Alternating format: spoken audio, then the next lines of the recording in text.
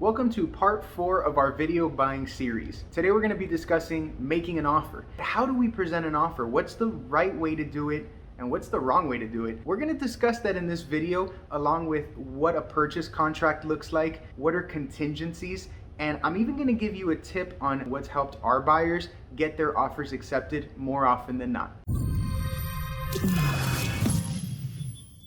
The first question I want to answer on this video is, do verbal offers work? The answer is no.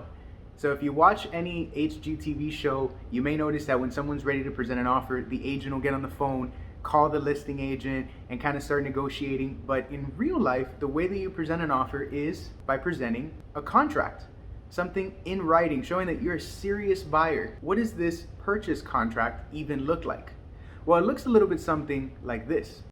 So as we go through this contract together, you're going to notice it could be a little bit lengthy, could feel a little bit overwhelming, which is why I always recommend asking for a copy of the purchase contract beforehand. That way you can take your time and familiarize yourself with it, so by the time you're ready to present an offer, we can sign it and turn it in right away. In fact, if you want to review this purchase contract already, I'm happy to send it to you via email. Just drop me a comment or DM me. As you're looking through, you're going to notice the contract does have quite a few contingencies, which, before we go on, what is a contingency?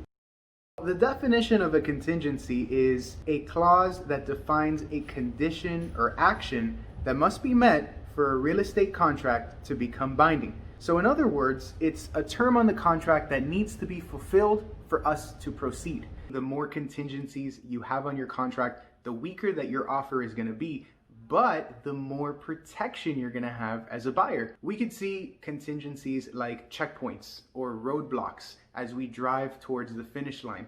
The fewer roadblocks that we have, the stronger our offer is, because it means we could drive straight to the finish line.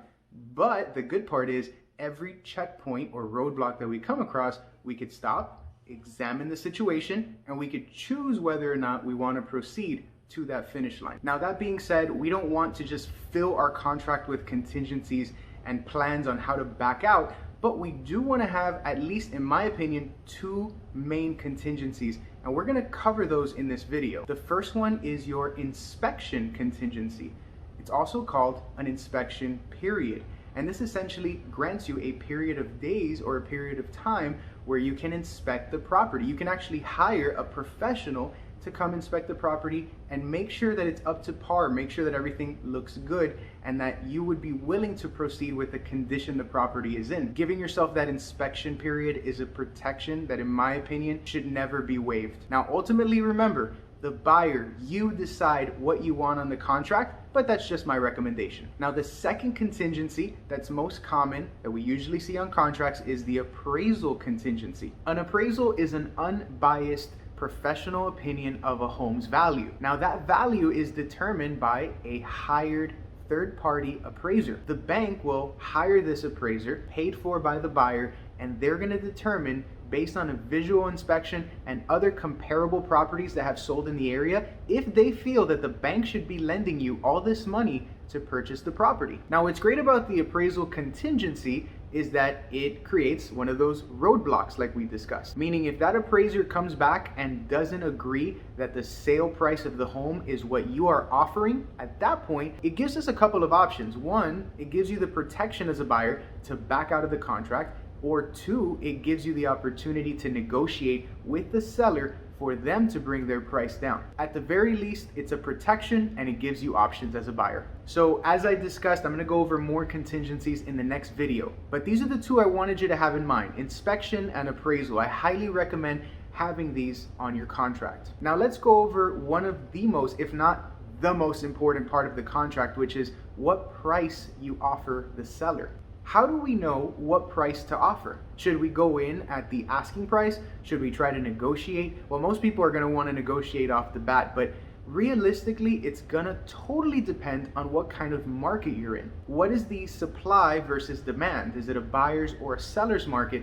That's really going to help you determine what your purchase or offer price should be. A tool that you can use to your advantage is comparable sales. So this means looking at a specific building or area, neighborhood for similar types of properties that have sold in the most recent months. Could be 3 months back or 6 months back, as recent as possible. What are homes actually selling for in that neighborhood or building? So at this point, we kind of want to forget for the most part what homes are asking. You may have a lot of overpriced homes in the neighborhood, and that's okay, but we're not really taking that into consideration. We really want to focus in on what homes are selling for, and that will kind of help determine what price we could go in at. So I did promise to throw in a little extra tip that you can include with your offers to help you get your offer accepted, and that is writing the seller a letter or making a quick video introducing yourself, explaining to the seller why you like their property so much and why you want to buy it. Now, the great thing about a video or a letter is that it's free, it doesn't take up too much of your time,